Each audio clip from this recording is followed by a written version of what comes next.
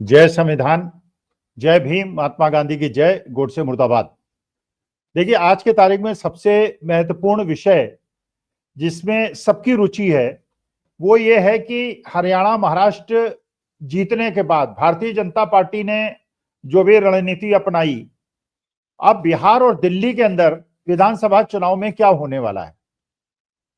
इससे क्या लेसन्स मिले, इस भारतीय जनता पार्टी को क्या लेसन्स मिले, महाराष्ट्र में एकनाथ शिंदे और अजीत पवार को क्या लेसन्स मिले, और हरियाणा के अंदर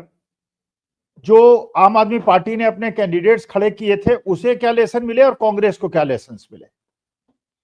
और इन लेसन्स के आधार पे दिल्ली इलेक्शन में क्या होने की संभावना है और बिहार इलेक्शन में क्या होने की संभावना है, इसकी विवेचना करते हैं। एक तरफ से शुरू करते हैं। देखिए, आज के तारीख में पंजाब में जो लड़ाई है वो आम आदमी पार्टी और कांग्रेस के बीच में है। तो आम आदमी पार्टी और कांग्रेस के बीच में किसी भी समझौते की कोई आवश्यकता नहीं है। या तो आम आदमी पार्टी जीतेगी या कांग्रेस जीतेगी। भारतीय जनता पार्टी ने जिस प्रकार किसान आंदोलन को डील किया है और सिख मेजॉरिटी को डील किया है वहां पर, और डॉक्टर मनमोहन सिंह के निधन पे जिस प्रकार से प्रतिक्रिया दी है और जो कार्रवाई की है उसके अनुसार पंजाब तो एक तरह से आउट ऑफ रीच है भारतीय जनता पार्टी के लिए। वहां पे लड़ाई आम आदमी पार्टी और कांग्रेस के बीच में है। हिमाचल प्रदेश में भी वही स्थिति है, हरियाणा में भी वही स्थिति है। लड़ाई जो है कांग्रेस और भारतीय जनता पार्टी के बीच में है, और अगर कोई तीसरा दल उसमें कूदने की कोशिश करेगा तो वो कांग्रेस को नुकसान करेगा, भारतीय जनता पार्टी को फायदा करेगा। ये बिल्कुल बात स्पष्ट हो गई विधानसभा चुनाव में, जहां आम आदमी पार्टी को कोई वोट ज्यादा नहीं मिला, 1% के आसपास मिला, लेकिन उसने 6-7 सीटें कांग्रेस को हरवा दी। यही स्थिति गुजरात के अंदर है। गुजरात के अंदर मुख्य लड़ाई जो है वो कांग्रेस और भारतीय जनता पार्टी के बीच में है, और आज के तारीख में जिसे डिसकंटेनमेंट है गुजरात के अंदर भारतीय जनता पार्टी सरकार के खिलाफ, उसका पूरा फायदा कांग्रेस को मिल सकता है अगर आम आदमी पार्टी एक स्पॉइलर की तरह वहां अपने कैंडिडेट खड़े कर कांग्रेस को नुकसान न पहुंचा दे। गुजरात की यह स्थिति है। अब प्रश्न ये उठता है कि बिहार के अंदर स्थिति क्या है। देखिए, जो मुझे लगता है, जो मेरा इंटरप्रिटेशन है, क्योंकि बहुत सारे ऐसे एक्शंस हो रहे हैं जिनको समझना बहुत ज्यादा आवश्यक है कि ऐसा क्यों हो रहा है, क्यों किया जा रहा है और किस पर्पज से किया जा रहा है। पहला पर्पज तो हमने ये देखा कि पप्पू यादव अचानक बहुत ज्यादा तेजस्वी यादव और आरजेडी के खिलाफ एग्रेसिव हो गए कांग्रेस के, जबकि आरजेडी और कांग्रेस पुराने सहयोगी हैं। लेकिन पप्पू यादव का बहुत ज्यादा एग्रेसिव होना और खुलेआम आरजेडी की आलोचना करना, और आरजेडी के जो प्रवक्ता हैं उनके द्वारा पप्पू यादव की आलोचना करना, यह एक इंडिकेशन है, एक फैक्टर है। दूसरा फैक्टर यह है कि नीतीश बाबू पटना से दिल्ली जाते हैं, कहने को तो आंख की जांच कराने जाते हैं, आई टेस्ट कराने जाते हैं, और डॉक्टर मनमोहन सिंह के परिवार से मिलकर संवेदना प्रकट करने जाते हैं। लेकिन वो अमित शाह जी से नहीं मिलते, मोदी जी से नहीं मिलते, नड्डा जी से नहीं मिलते, किसी भारतीय जनता पार्टी के बड़े नेता से नहीं मिलते। लेकिन जब वो डॉक्टर मनमोहन सिंह के परिवार से मिलने जाते हैं तो वहां पर दो लोग मौजूद होते हैं जो कांग्रेस के बड़े वरिष्ठ नेता हैं। एक वरिष्ठ अधिवक्ता सलमान खुर्शीद और एक प्रियंका गांधी। और प्रियंका गांधी से और नीतीश कुमार की और सलमान खान, ये अपने इनकी एक मीटिंग होती है और ये लोग आपस में बात करते हैं और बड़ी ऐसी बातें करते हैं जो बाद में बताई जाती है, जबकि उसका कोई फोटोशूट नहीं होता, उसको सोशल मीडिया में नहीं डाला जाता, लेकिन बताया जाता है कि बड़ी कॉर्डियल रिलेशंस में। और उसी समय नीतीश कुमार जाते हैं जब वहां प्रियंका गांधी और ये वहां पे मौजूद रहते हैं। अब सब एक फैक्टर ये हो गया। अच्छा, इसके बाद फैक्टर आप ये देखिए कि एक प्रशांत किशोर हैं बिहार के अंदर, वो भी छात्र आंदोलन में आते हैं, छात्रों को आंदोलित करते हैं, उस मैदान में उनको ले जाते हैं जिस मैदान के अंदर वर्जित है आंदोलन करना, और जब पुलिस आने वाली होती है उसके आधे घंटे पहले निकल जाते हैं। और छात्रों की भरपूर पिटाई होती है। और उसके बाद जब वो आते हैं और छात्र उनसे कहते हैं कि साहब आप क्यों चले गए जब पुलिस आई थी, तो फिर वो कहते हैं कि साहब मैं तुम लोग मेरे दरवाजे आए थे कंबल लेने और तुम लोग मतलब एक तरह से बच्चों का अपमान करते हैं। और यही बात प्रशांत किशोर पप्पू यादव के खिलाफ भी करते हैं। ये पप्पू यादव तो याचक की तरह मेरे घर खड़ा रहता था और मुझसे मांगता रहता। जब पप्पू यादव एक ऐसा व्यक्ति है बिहार के अंदर जो लालू यादव, तेजस्वी यादव के बाद एक बड़ा नेता है और उसका अपना आधार है, और वो इस बार भी इंडिपेंडेंट चुनाव आरजेडी के कैंडिडेट को हरा के और भारतीय जनता पार्टी के या जेडीयू के कैंडिडेट को हरा के भरपूर अच्छी तरह से जीता है, लेकिन उसका अपना आधार है। तो अब सवाल यह होता है कि क्या बिहार के अंदर, जैसा लोग गणना कर रहे हैं, अनुमान लगा रहे हैं कि क्या इंडिया गठबंधन में जेडीयू आएगा, नीतीश कुमार आएंगे। अच्छा, नीतीश जो जेडीयू के अंदर की परिस्थिति है उसको भी समझने की बहुत ज्यादा आवश्यकता है। जेडीयू के अंदर आज के तारीख में जो मुख्य लोग जो जेडीयू के लिए काम कर रहे हैं, एक तो ललन सिंह है जो कि मंत्री हैं, केंद्रीय मंत्री, जेडीयू कोटे से एकमात्र मंत्री हैं जो भूमिहार हैं। दूसरे संजय झा हैं जो भारतीय जनता पार्टी से जेडीयू में आए हैं और आज कार्यकारी अध्यक्ष हैं, वो ब्राह्मण हैं। तो आज के तारीख में जो जेडीयू की लीडरशिप है वो सवर्णों के हाथ में है। और बिहार की राजनीति आप जानते हैं कि जाति पे बहुत ज्यादा आधारित है। ओबीसी, मोस्ट बैकवर्ड, दलित, अति दलित, सवर्ण, ये राजनीति बिहार के अंदर मेरे ख्याल से हिंदुस्तान में सबसे ज्यादा है। लेकिन आज जो जेडीयू का कमान है वो सवर्णों के हाथ में। ये भी इंडिकेशन मिल रहा है कि जो ललन सिंह हैं और संजय झा हैं, ये जो भी जेडीयू में नीतीश कुमार कोई वक्तव्य देते हैं या जेडीयू के लोग वक्तव्य देते हैं, उसका तुरंत काउंटर कर देते हैं और ऐसा काउंटर कर देते हैं जिससे भारतीय जनता पार्टी और मोदी जी पे कोई आंच ना आए। तो ये इंटरनल पॉलिटिक्स है। तो इससे अब देखिए 2-3 लेसन्स मिलते हैं बिहार के अंदर। पहला लेसन तो ये मिलता है कि नीतीश कुमार को ये मैसेज मिल चुका है कि उनका भी एकनाथ शिंदे वाला हाल होने वाला है। उनकी पार्टी के ही अंदर एकनाथ शिंदे और अजीत पवार ढूंढ लिए गए हैं जो लल्लन सिंह और संजय झा के रूप में है। पहले आरसीपी सिंह को, जो नीतीश कुमार के सबसे खास आदमी हुआ करते थे, उनको भी भारतीय जनता पार्टी ने अपनी तरफ मिला लिया था और वो भीतर घात कर रहे थे। अब ये काम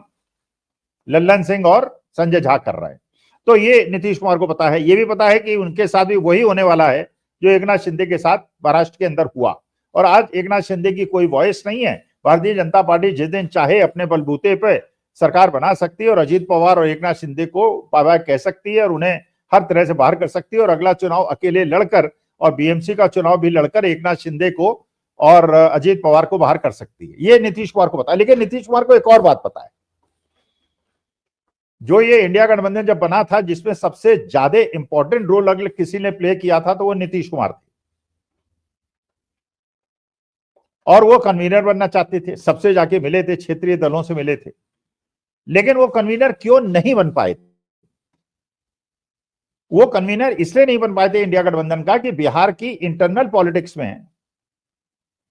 लालू यादव कभी भी ऑल इंडिया बेसिस पे नीतीश कुमार को कन्वीनर नहीं बनने देंगे। उनके लिए ममता बनर्जी कन्वीनर बन जाए उन्हें कोई परेशानी नहीं, जिसका उन्होंने समर्थन भी किया था।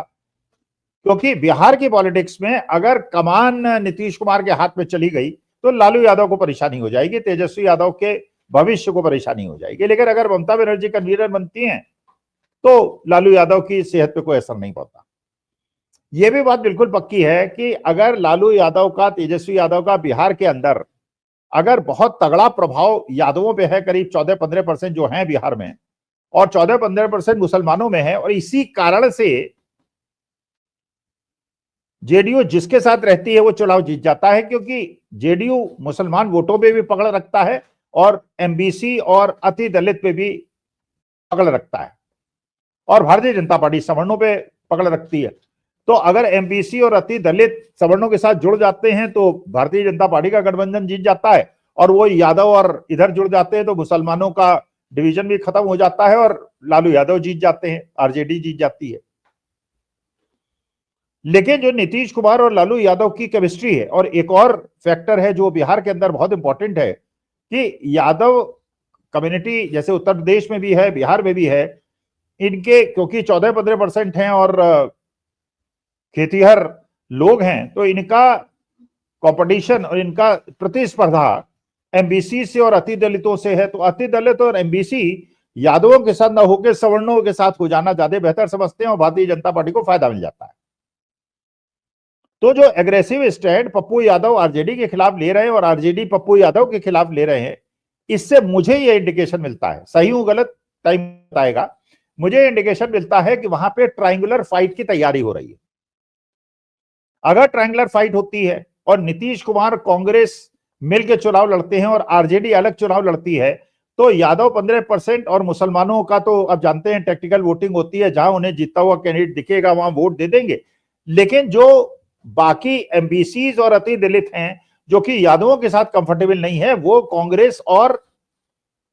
जनता दल यूनाइटेड के साथ करके एक अपना 35% का वोट बैंक लालू यादव के पास हो जाएगा, 35-40% का वोट बैंक जो है नीतीश कुमार कांग्रेस के पास हो जाएगा। और वहां पे वो ये समझते हैं कि जो एक मजबूरी होती है पर्टिकुलर कम्युनिटीज की कि वो यादवों के साथ नहीं जाना चाहते बशर्ते उन्हें सवर्णों के साथ जाना पड़े, तो वो एक ट्रायंगुलर फाइट मेरे ख्याल से की तैयारी हो रही है, जिसमें भारतीय जनता पार्टी को केवल सवर्ण वोट पे कंसंट्रेट करना पड़े और ये आपसी सहमति से, जिसमें लालू यादव और नीतीश कुमार की जो प्रतिस्पर्धा है और लालू यादव का जो बैगेज है उसको नीतीश कुमार कांग्रेस को न ढोना पड़े और नीतीश कुमार का जो बैगेज है उसे लालू यादव को न ढोना पड़े, तो मेरे ख्याल से बिहार के अंदर एक ट्रायंगुलर फाइट की तैयारी हो रही है और ये प्री प्लान्ड है। जिस प्रकार से दिल्ली के अंदर भी अगर आप आते हैं असेंबली इलेक्शन में, तो अरविंद केजरीवाल ने जो सबसे डेडली स्ट्राइक किया है भारतीय जनता पार्टी में मेरे हिसाब से, वो किया है जो उन्होंने मंदिरों के पुजारियों को और ग्रंथियों को, गुरुद्वारे के ग्रंथियों को 18,000 रुपए महीने देने की बात की है। और साथ ही साथ एक और घटना घटी है कि जो इमाम हैं उन्होंने जाके अरविंद केजरीवाल के घर के सामने ये आंदोलन किया है कि साहब हमारे को तो 1.5 साल से पैसा नहीं मिला, जबकि वास्तविकता जो बताते हैं, जो मैंने सुना है, वो ये बताते हैं कि साहब जो इमामों को पैसा मिलता है वो मिलता है वक्फ बोर्ड से, उसे गवर्नमेंट दिल्ली से नहीं मिलता है। लेकिन चलिए, एक मैसेज जा रहा है पूरी सोसाइटी में कि अरविंद केजरीवाल जो है वो हिंदुत्ववादी फोर्स के साथ है और हिंदुत्ववादी फोर्स को स्ट्रॉन्ग करने के लिए उन्होंने मंदिरों के पुजारियों को और गुरुद्वारे के ग्रंथियों को 18,000 रुपए महीने देने की बात की है। तो एक मैसेजिंग जो होती है कि जो कही जाती है भारतीय जनता पार्टी की तरफ से कि बाकी सारी पार्टियां मुस्लिम परस्त हैं, हम ही केवल हिंदू परस्त हैं, तो ये 18,000 रुपए देखने का जो मैसेज है वो ये जाता है कि हम हिंदुओं के हित की बात कर रहे हैं और देखिए हम इग्नोर कर रहे हैं। और हरियाणा के अंदर जो सैनी साहब हैं मुख्यमंत्री भारतीय जनता पार्टी के, वो इमामों को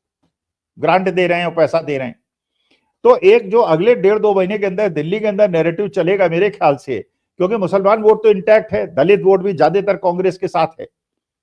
जो सवर्ण वोट है और पंजाबी वोट है, जो ऐसा वोट है जो कि किधर भी जा सकता है, उस वोट को अगर ये मैसेज जाए कि हम जो जिसका फल भुगता उद्धव ठाकरे ने कि हिंदुत्ववादी फोर्स तो सारी एकनाथ शिंदे और भारतीय जनता पार्टी के पास चली गई,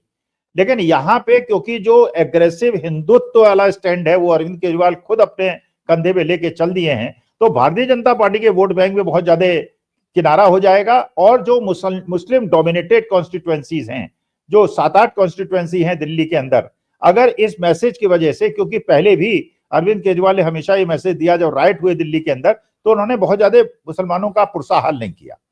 तो मुसलमानों को ये ट्रायंगुलर कंटेस्ट में वो एक मैसेज देना चाहते हैं कि भैया हिंदू जो है, एग्रेसिव हिंदू है, वो अरविंद केजरीवाल के साथ आ जाएं,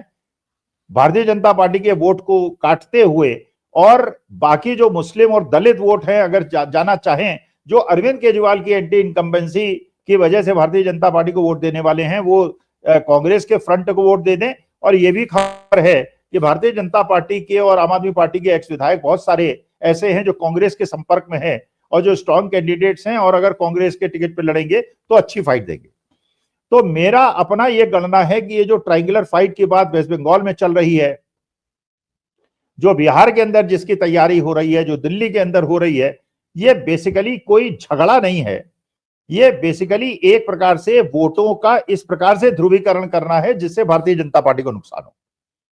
अच्छा, भारतीय जनता पार्टी और आरएसएस के बीच में भी तलवारें खींची हुई हैं। और वो भी इसी प्रकार की तलवारें खिंची हुई हैं कि आरएसएस भी ये चाहता है कि क्योंकि उसने सत्ता में भागीदारी देख ली है और ये भी वो जानता है कि अगर भारतीय जनता पार्टी सरकार से उतर गई तो उनका भी पुरसा हल कोई नहीं होगा, तो भारतीय जनता पार्टी का साथ भी नहीं छोड़ना चाहती और ये भी नहीं चाहती है कि आरएसएस को जिस प्रकार से नड्डा जी ने और भारतीय जनता पार्टी ने इग्नोर करना शुरू किया, तो उन्होंने कहा ठीक है भारतीय जनता पार्टी सरकार चलाए, मोदी जी सरकार चलाएं, लेकिन जो बीजेपी का अध्यक्ष होगा वो आरएसएस की पसंद से होगा। और इसीलिए मोहन भागवत जी ने वो स्टेटमेंट दिया था जिससे मोदी जी की जो लाइन है उसको चैलेंज किया जा सके, उनको नेगोशिएटिंग टेबल पे लाया जा सके और नेगोशिएटिंग टेबल पे लाके अपने अध्यक्ष को स्थापित किया जा सके। तो मेरे ख्याल से जो आरएसएस मोहन भागवत जी कह रहे हैं, जो नड्डा जी कह रहे हैं, जो लालू यादव कह रहे हैं, जो पप्पू यादव कह रहे हैं, तो मुझे ऐसा लगता है कि बिहार के अंदर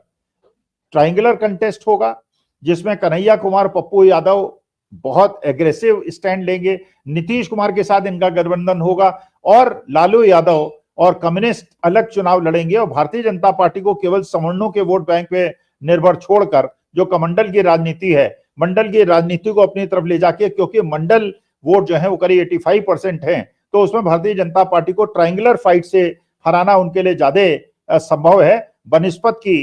डायरेक्ट फाइट से। तो मुझे ऐसा लगता है कि पूरे हिंदुस्तान की जो आज राजनीति है जिसको हम लोग समझने में गलती कर रहे हैं कि triangular fight Bharatiya Janata party को फायदा करेगी, मुझे ऐसा नहीं लगता है। अब देखते हैं कि नीतीश कुमार अब क्या निर्णय लेंगे, लेकिन ये बात उनको बिल्कुल अच्छी तरह से पता चल गई है कि अगर उन्होंने भारतीय जनता पार्टी से नाता नहीं तोड़ा तो उसके बाद उनका हाल एकनाथ शिंदे का होने वाला है। नमस्कार, धन्यवाद और प्रणाम।